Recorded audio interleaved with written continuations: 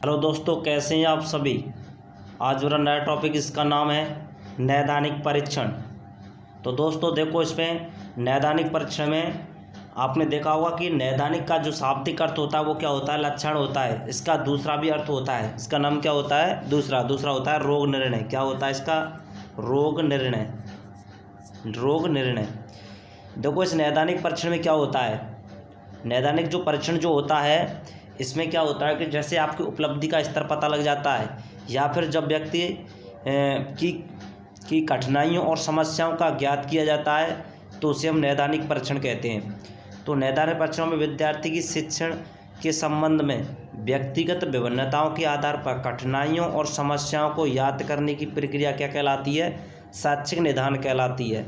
तो इसमें क्या है कि व्यक्ति के सामने कहाँ पर कठिनाई आ रही है, उसके सामने कौन कौन सी समस्या आ रही हैं, उन समस्याओं कठिनाइयों का पता लगाना क्या कहलाता है, शैक्षिक निदान कहलाता है। तो ध्यान रखना भाई, नैदानिक परीक्षण में यह पता लगाने में सहायक होता है कि विद्यार्थियों को किसी विषय को समझने में कहाँ कठिनाई आ रही है। ध्यान रखना, इससे कोई अंक नहीं दिया जाता, ओनली बस यह पता लगाया जाता है कि उसके सामने कहाँ पर और कौन सी समस्या आ रही है। निदानात्मक परीक्षणों में समस्या निश्चित नहीं की जाती, आवश्यकता अनुसार इनका प्रशासन एक बार या कई बार किया जाता है। तो ध्यान रखना भाई। नेक्स्ट इसके बाद दे रखा है, इसके अंतर्गत हम छात्रों की व्यक्तिगत कठिनाइयों एवं अयोग्यताओं का क्या लगाते हैं, अनुमान लगाते हैं। इसके अलावा दिख रहा होगा, शिक्षक द्वारा छात्रों की कमजोरियों का क्या लगाया जाता है, पता लगाया जाता है। केवल कमजोरियों का पता ही लगाया जाता है, विशेष ध्यान रखना भाई। किसी शिक्षक स्तर को याद करना तो उपलब्धि परीक्षण आंसर होगा, किसी की कमजोरियों या समस्याओं का पता लगाना नैदानिक परीक्षण होगा, कमजोरियों या समस्याओं को दूर करना क्या कहलाएगा, उपचारात्मक परीक्षण कहलाता है। तीनों को ध्यान रखना, विशेष हर बार क्वेश्चन आता है इनसे। उसके बाद नेक्स्ट, शिक्षक का नैदानिक जो परीक्षण होता है बिल्कुल यथार्थ सत्य नहीं होता। ये बिल्कुल सत्य नहीं होता। क्यों नहीं होता, क्योंकि शुद्ध एवं विश्वसनीय मापक यंत्र नहीं होते। क्योंकि जो शिक्षक के द्वारा होते हैं वो शुद्ध और विश्वसनीय मापक यंत्र नहीं होते, इसीलिए यह नैदानिक परीक्षण बिल्कुल यथार्थ और सत्य नहीं होता। इसके अलावा बात करते हैं भाई, नैदानिक परीक्षण मौखिक और लिखित दोनों प्रकार से होता है। मौखिक रूप से भी होता है और लिखित रूप से भी किया जाता है। इसके बाद हम चलते हैं नेक्स्ट की तरफ। अगला है, यह सामूहिक परीक्षण के स्थान पर व्यक्तिगत परीक्षण को क्या देता है, अधिक प्राथमिकता देता है।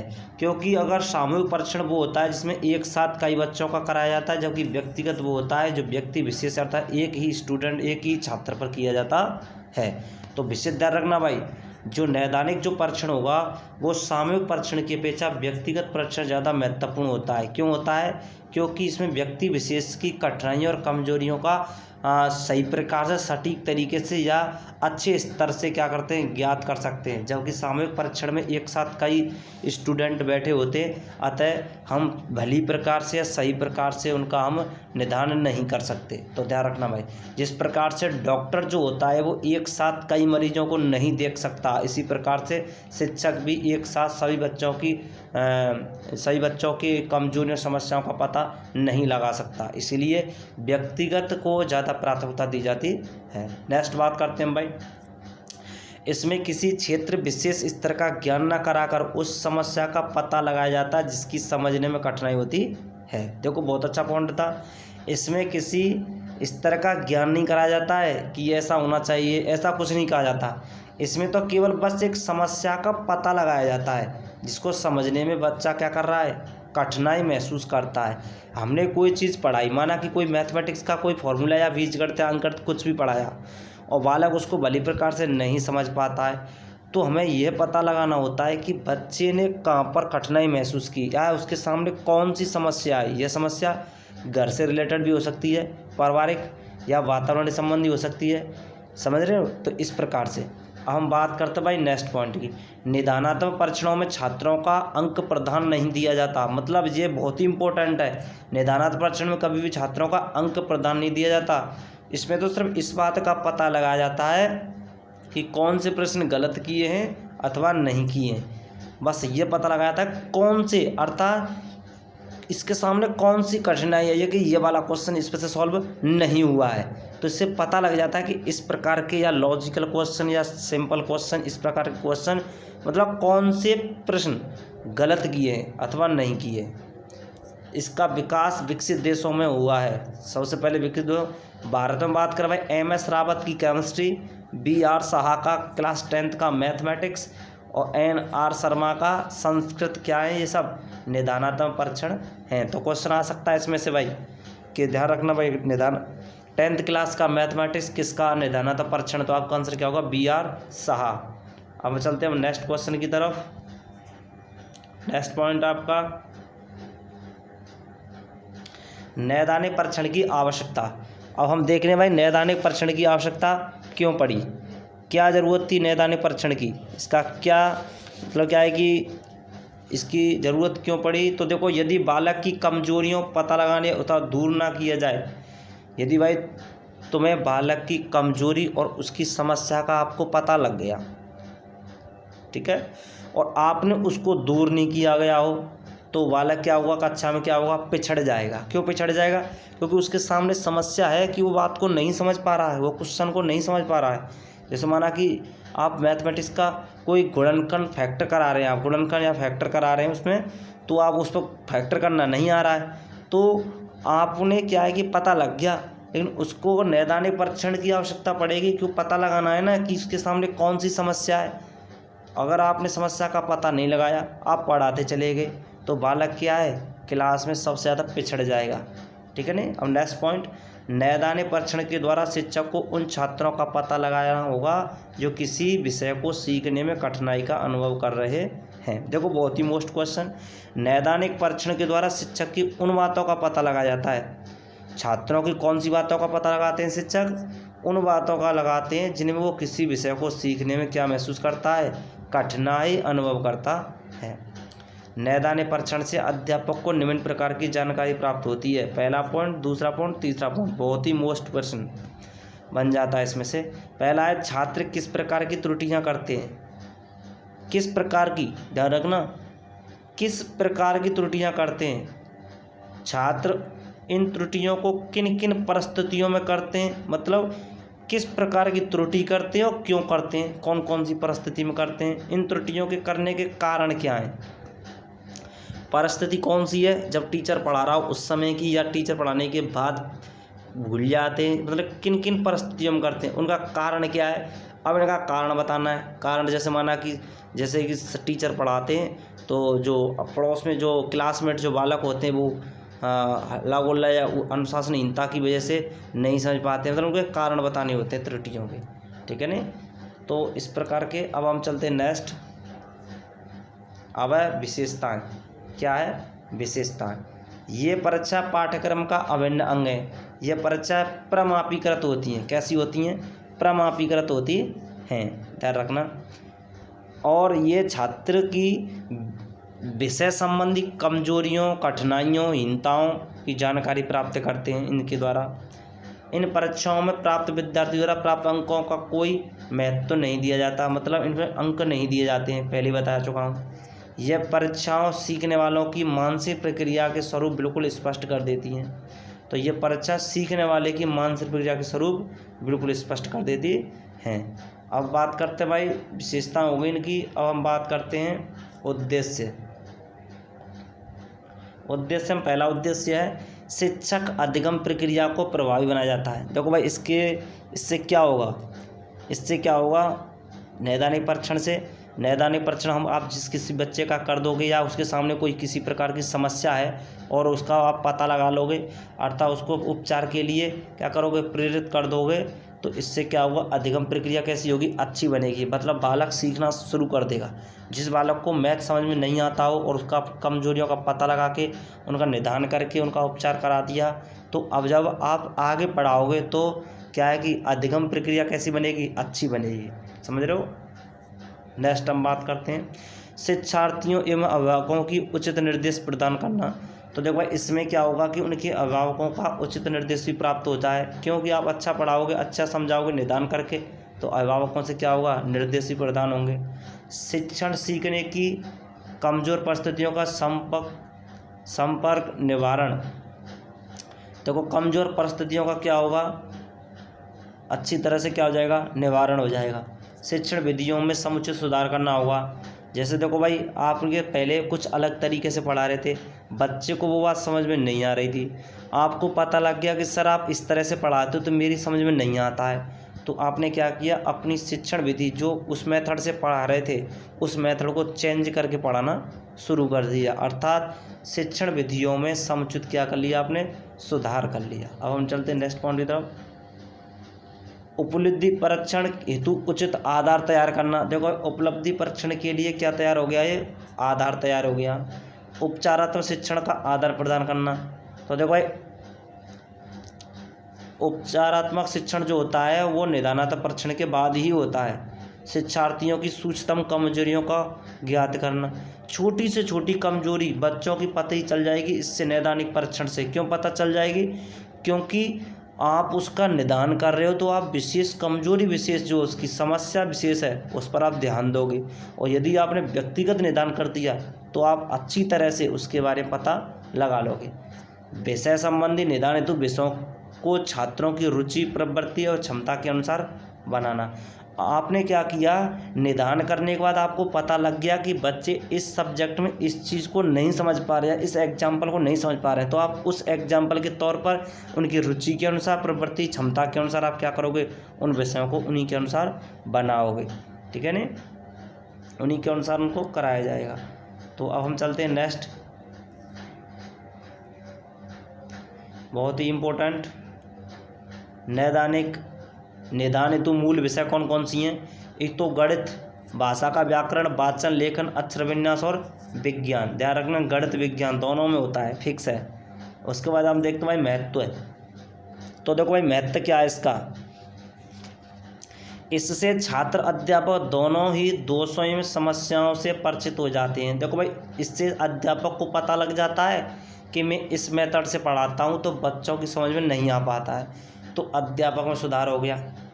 छात्रों में ये हो गया कि भाई उनको पता लग गया कि इस चीज़ से हमें समझ नहीं आ रहा, तो टीचर ने चेंज कर दिया तो बच्चों को आप ढंग से आना शुरू हो गया। इससे छात्रों को क्रियाशील, अध्ययनशील होने की प्रेरणा प्राप्त होती है। जो बच्चे पहले मन लगा करके मैथमेटिक्स या साइंस या हिंदी कुछ नहीं पढ़ पाते थे, वो अब क्या है कि मन लगा करके क्रियाशील और अध्ययनशील होने की प्रेरणा प्राप्त हो जाती है। इससे बालकों की गंदी आदतों का परिष्कार होता है। ठीक है क्या नहीं, गंदी आदतों का क्या होगा, परिष्कार होगा। भाषा शिक्षण की प्रक्रिया को पूरा सहयोग मिलता है। तो देखो, जो भाषा शिक्षण की प्रक्रिया होती है, किसी चीज़ को पढ़ना बार बार तो पता लग जाता है कि इस तरह से ये समस्या इस तरह से दूर होगी, तो ध्यान रखना इस चीज़ को सहयोग मिलता है। बालक की शारीरिक, भावात्मक, संवेगात्मक भावना बढ़ती है। पिछड़े बालकों की हीन भावना दूर होती है। जो पिछड़े बालक होते हैं, कमज़ोर बालक होते हैं, अपने आप को शर्मिंदगी महसूस करते हैं क्लास में, जब उनको बालकों का निदान करके उन्हें अच्छे रास्ता पर ला दोगे तो इनसे उनकी हीन भावना क्या हो जाएगी, दूर हो जाएगी। क्या हो जाएगी, दूर हो जाएगी। अब इसके बाद प्रादानिक परीक्षण विशेषकर सामूहिक समस्याओं के निदान में बहुत सहायक सिद्ध होता है। तो ध्यान रखना, प्रादानिक परीक्षण के द्वारा सामूहिक समस्याओं का निदान करने में सहायक होता है। बहुत ही मोस्ट है, सामूहिक समस्याओं को दूर करने के लिए कौन है, प्रादानिक परीक्षण। कौन सा है, प्रादानिक परीक्षण। अब हम चलते हैं नेक्स्ट, नैदानिक परीक्षण का निर्माण। तो देखो भाई, नैदानिक परीक्षण का निर्माण किस प्रकार से होगा, तो बहुत ही मोस्ट इंपॉर्टेंट क्वेश्चन, इससे क्वेश्चन आना जरूर है, फिक्स है ये क्वेश्चन, इससे आएगा जरूर। एक क्वेश्चन बताऊंगा मैं किस प्रकार से आएगा। इसका 4 बिंदु हैं। पहला है निदानात्मक परीक्षण के उद्देश्यों का स्पष्ट रूप से निर्धारण करना। क्वेश्चन आएगा, निम्नलिखित में से नैदानिक परीक्षण का निर्माण की प्रक्रिया नहीं है। ऑप्शन ए ये दे देगा, निदानात्मक परीक्षण के उद्देश्यों का स्पष्ट रूप से निर्धारण करना, विषय वस्तु का विश्लेषण का, शिक्षण बिंदुओं का निर्धारण करना, प्रत्येक शिक्षण बिंदु पर संक्षिप्त उत्तरों वाले 3, 5 या 7 सरल प्रश्नों का निर्माण करना, प्रश्नों को सीखने के क्रम के अनुसार सरल से कठिन क्रम में एक ही समूह में लिखना। तो ध्यान रखना, इसमें वो कठिन से सरल कर देगा, उल्टा कर देगा और यही दे धर देगा, तो आपको पता लगाना होगा कि यही आपका आंसर होगा। ठीक है कि नहीं। तो प्रश्नों को सीखने के क्रम में किस प्रकार से रहेगा, पहले सरल प्रश्न फिर कठिन क्वेश्चन। ठीक है ना। तो पहला पॉइंट आपको समझ में आ गया होगा, उद्देश्यों को स्पष्ट करने में निर्धारण करना। दूसरा समझ में आ गया होगा, विश्लेषण का निर्धारण करना। तीसरा, प्रत्येक शिक्षण बिंदु पर संचित उत्तरों वाले 5-7 प्रश्न रखना। मतलब आपने किसी चीज़ को समझा दिया तो 5-7 प्रश्न आपको समझने के लिए क्या करेंगे, आप उनको डालने पड़ेंगे। जैसे सोलेन एवं सोलेन ने गणित संबंधी 12 परीक्षणों का निर्माण किया। सोलेन एक था जिन्होंने 12 परीक्षणों का निर्माण किया जो गणित के अधिगम में आने वाली कठिनाइयों का निदान करने में सहायक हुए। ध्यान रखना विशेष। तो इस तरह से क्या है कि इनके 4 ही इम्पोर्टेंट पॉइंट हैं। इसके अलावा हम नेक्स्ट देखते हैं भाई, नैदानिक परीक्षण की प्रक्रिया के चरण क्या हैं, चरण। तो देखो भाई, नैदानिक प्रक्रिया के चरण कितने हैं, 4 चरण हैं। पहला, निदान हेतु शिक्षार्थियों का चयन करना। सबसे पहला कौन सा है, निदान हेतु छात्रों का चयन करना। देखो भाई, चयन कैसे करेंगे। निदानात्मक शिक्षण का प्रथम चरण होता है छात्रों का निदान हेतु चयन करना, जो किसी कारण से पिछड़ गए हैं अथवा अध्ययन के क्षेत्र में कठिनाइयों को महसूस कर रहे हैं। जो बालक पढ़ते समय, अध्ययन करते समय कठिनाइयों का महसूस करते हैं या फिर क्लास में पिछड़ गए हैं, उनका सबसे पहले आपको क्या करना पड़ेगा, चयन करना पड़ेगा। चयन का मतलब उनकी खोज करनी पड़ेगी। निदान हेतु विषय वस्तु का निर्धारण करना। अब आपको कौन सी विषय वस्तु उनको बतानी है। छात्रों की कठिनाइयों एवं समस्याओं को जानकर उन्हें भिन्न भिन्न क्षेत्र के अनुसार वर्गीकृत करेंगे। इसको इस प्रकार की समस्या है, इसको इस प्रकार की समस्या है। तो इससे क्या होगा, क्योंकि निदानात्मक जो परीक्षण होता है उनका क्षेत्र कैसा होता है, सीमित और संकुचित होता है, जिससे वे उचित निदान कर पाते हैं। तो छात्रों की समस्या कठिनाइयों के विषय वस्तु को निर्धारण करके ही उचित निदान संभव होता है। क्योंकि जब तक आप उनके बारे में फिक्स नहीं कर लोगे कि इसके सामने ये समस्या, तब तक आप निदान नहीं कर सकते। अब हम चलते हैं थर्ड पॉइंट की तरफ, विषय वस्तु के क्षेत्र में कठिनाई स्थलों की खोज करना। अब देखो इसमें क्या होता है, शिक्षार्थी का विषय वस्तु के क्षेत्र में कठिनाई स्थल क्या है, कठिनाई स्थल क्या है, इसके लिए शिक्षक निर्मित परीक्षण या उपलब्धि परीक्षण का प्रयोग कर सकता है। तो उपलब्धि परीक्षण के द्वारा, तो ध्यान रखना भाई, विषय वस्तु के क्षेत्र में कठिनाई स्थलों की खोज करने के लिए शिक्षक किसका उपयोग करेगा, उपलब्धि परीक्षण, उपलब्धि परीक्षणों का प्रयोग करेगा। इससे पता लग जाएगा कि कठिनाई स्थल कौन सा है। उसके बाद देखते हैं कठिनाइयों के स्थलों की विश्लेषण करना। अब उनका लास्ट पे क्या करना पड़ेगा, विश्लेषण करना पड़ेगा। छात्र एक ही प्रकार की गलतियां क्यों कर रहा है तथा कौन सी समस्याएं हैं जिनके कारण एक निश्चित स्थल पर आकर छात्र को कठिनाइयों का सामना करना पड़ता है। इस प्रकार के शिक्षक की कठिनाई स्थलों का विश्लेषण करना पड़ता है। जैसे माना कि कोई क्वेश्चन दिया मैथ का, आपने बालक करता चला गया, पता लगा कि 75% क्वेश्चन सॉल्व होने के बाद फिर आगे से नहीं हो रहा है। तो हमें पता लग गया कि इस स्थल पर आकर के या डिवाइड करने की प्रक्रिया, एक दूसरे को काटने की प्रक्रिया या मल्टीप्लाई करने की प्रक्रिया, यहाँ पर आकर के बच्चा अटक जाता है, अर्थात यहाँ से आगे नहीं कर पाता है। तो ये उसका स्थल हो गया। अब क्या करेंगे, कठिनाई के स्थलों का करेंगे विश्लेषण कि किस प्रकार का स्थल किस स्टूडेंट का है, किस प्रकार किसका, इसका विश्लेषण अलग अलग करो। अब हम चलते हैं नेक्स्ट पॉइंट की तरफ।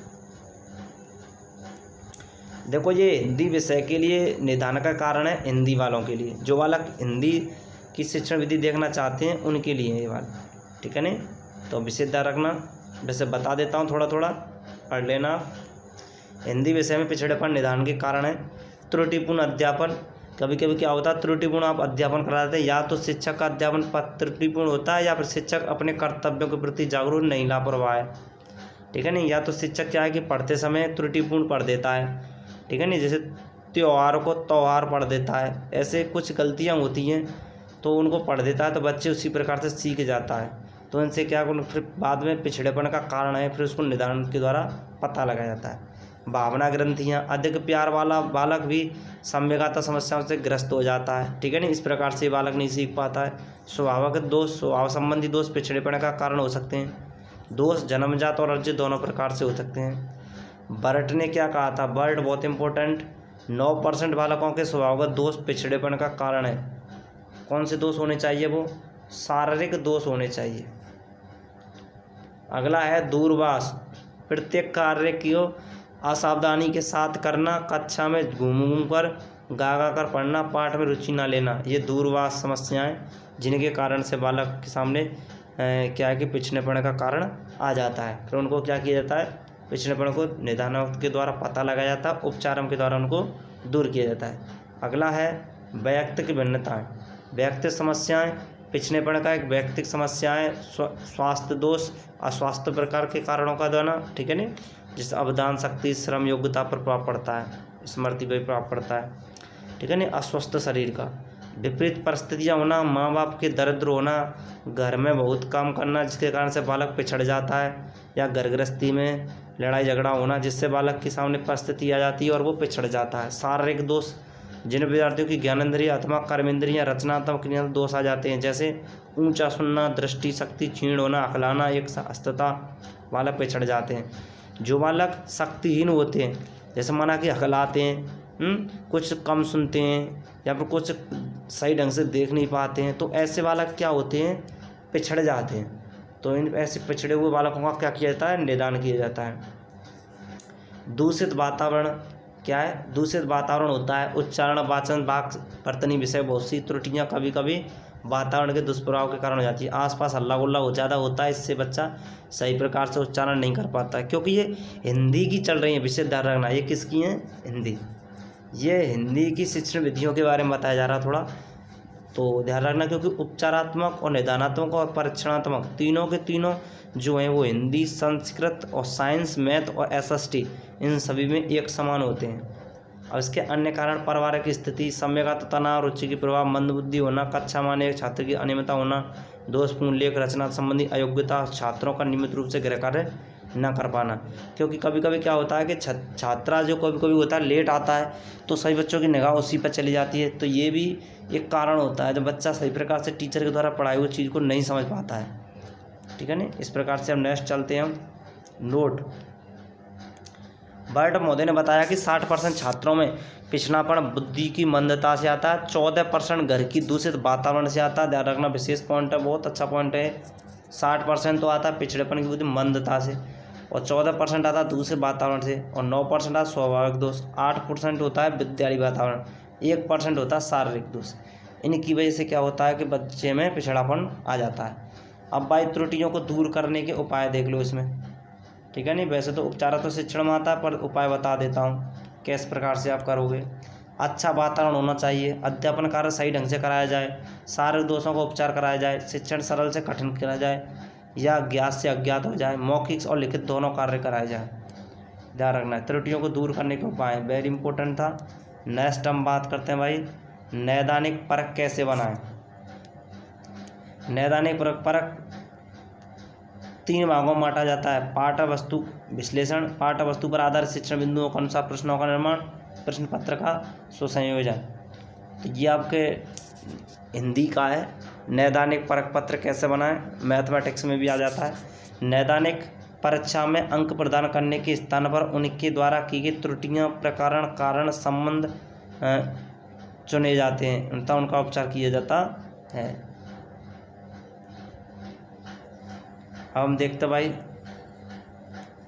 शैक्षणिक निदान का क्षेत्र, हिंदी संस्कृत वाले बच्चों के लिए वाचन संबंधी अशुद्धियाँ, विन्यास संबंधी, लेखन संबंधी और व्याकरण संबंधी। बहुत ही मोस्ट क्वेश्चन हिंदी संस्कृत जो बच्चे तैयारी कर रहे हैं, रीड के लिए बहुत ही इंपॉर्टेंट क्वेश्चन। शैक्षणिक निदान का क्षेत्र कहाँ पर है। संस्कृत हिंदी वाले बच्चों के लिए विशेष ध्यान रखना भाई, वाचन संबंधी, विन्यास संबंधी और लेखन संबंधी और व्याकरण संबंधी, बहुत ही मोस्ट।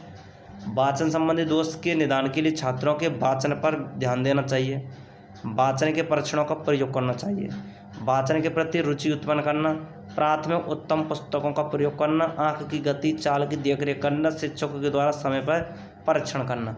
ये भाई वाचन संबंधी है। वाचन मतलब पढ़ते समय क्या होना चाहिए, आँख की गति बिल्कुल एकदम सटीक तरीके से होनी चाहिए हैं, और वाचन के प्रति क्या करनी चाहिए, रुचि लेनी चाहिए, और उत्तम पुस्तकों का प्रयोग करना चाहिए। ये नहीं है कि पुस्तक किस प्रकार की और आप उसमें लगे हुए हैं। उसके अलावा शैक्षणिक निदान की विधियाँ, पहली या निरीक्षण के माध्यम से छात्रों की कठिनाइयों को पता लगाते हैं। व्याकरण संबंधी अशुद्धि है तो लिंग संबंधी है या वाचन संबंधी है, वाक्य रचना अनुसार कौन सी है, किस प्रकार की, इसका पता लगाया जाता है। अशुद्धियों को छात्रों का अभ्यास पुस्तकों को देखने से ज्ञात होगा। अब देखो भाई, अशुद्धियों को छात्रों की अभ्यास पुस्तकों को देखने से, कौन सी पुस्तकों को? अभ्यास पुस्तकों को देखने से ज्ञात होगा। अशुद्धियों का जब बार बार आप अभ्यास करोगे तो अशुद्धियाँ ऑटोमेटिकली क्या हो जाएंगी? दूर हो जाएंगी। अब चलते हैं नेक्स्ट, शास्त्राकार इंटरव्यू। शास्त्राकार निदानतः शिक्षक के प्रभावशाली ढंग है। बहुत ही मोस्ट क्वेश्चन, छात्रों से बातचीत करके उनकी त्रुटियों का पता लगाया जा सकता है।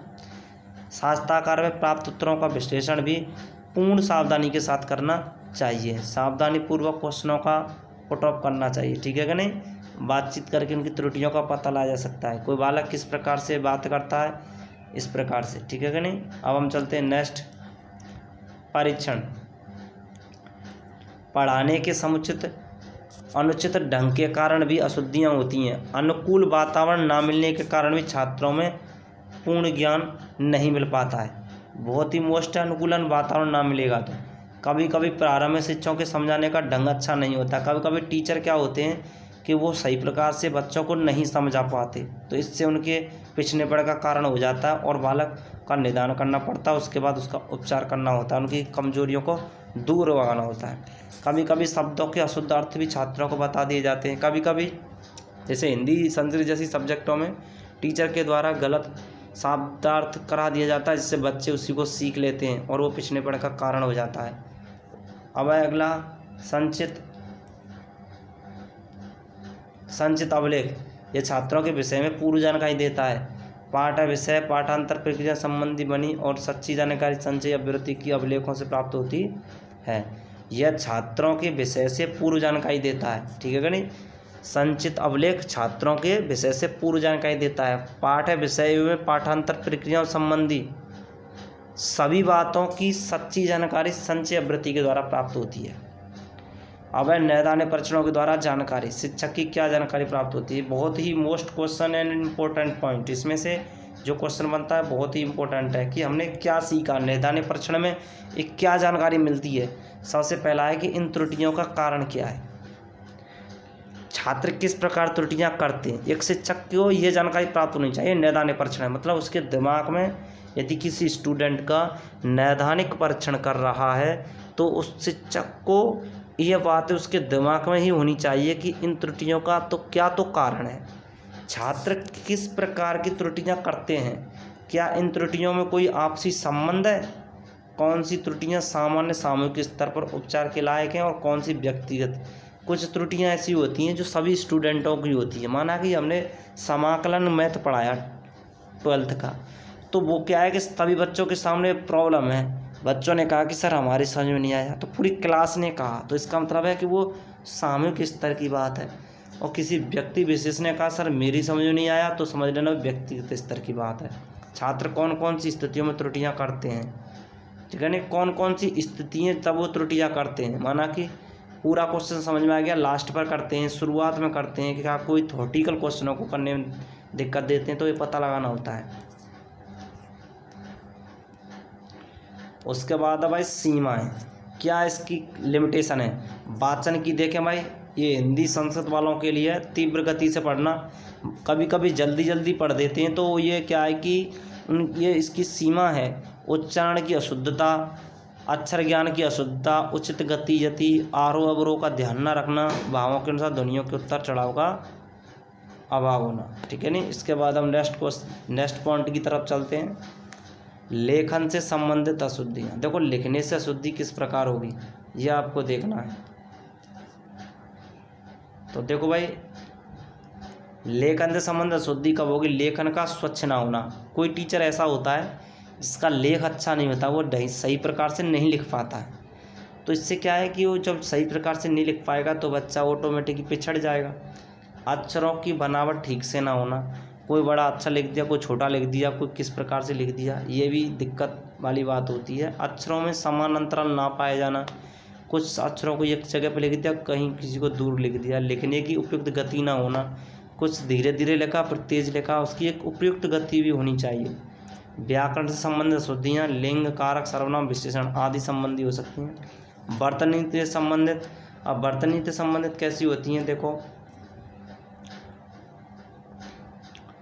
बर्तन संबंध अशुद्धियाँ, मात्राओं संबंधी अशुद्धियाँ, संयुक्ताक्षर अनुस्वार अनुनासिक ह्रस्व दीर्घ संबंधी अशुद्धियाँ, ये वर्तनी से संबंधित होती हैं। इसके बाद तो देखो भाई, इस प्रकार की और भी, तो देखो मैंने सबसे पहले परीक्षण करा दिया तुम्हें, उसके बाद नैदानिक करा दिया, उपचारात्मक करा दिया, इनसे पहले मूल्यांकन करा दिया।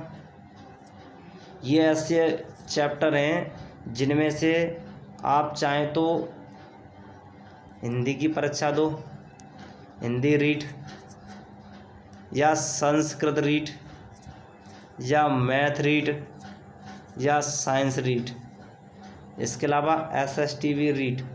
तो ये इस प्रकार के टॉपिक हैं जिनमें से प्रत्येक में क्वेश्चन आता है। अब इसमें से एक एक क्वेश्चन तो आता ही है, तो इसका 5 का 5 क्वेश्चन हो गया, और 3 से 5 से 15, तो 15 क्वेश्चन इस प्रकार के क्वेश्चन हैं कि इन टॉपिकों को पढ़ने के बाद आपका कोई भी क्वेश्चन इनसे बाहर नहीं जाएगा। और अच्छी इनसे संबंधित और कुछ क्वेश्चन जानने के लिए हमारे नेक्स्ट वीडियो देखें, जिसमें तीनों उपचारात्मक परीक्षण और नैदानिक परीक्षण, उपलब्धि परीक्षण, तीनों से संबंधित आपके सामने 100 क्वेश्चन होंगे। इस प्रकार से अपनी 100 क्वेश्चनों को अटेंड करने के लिए आप YouTube चैनल देव फौजदार सर से जुड़े रहें, ज़्यादा से ज़्यादा सब्सक्राइब करें एंड लाइक करें। जय हिंद, जय भारत।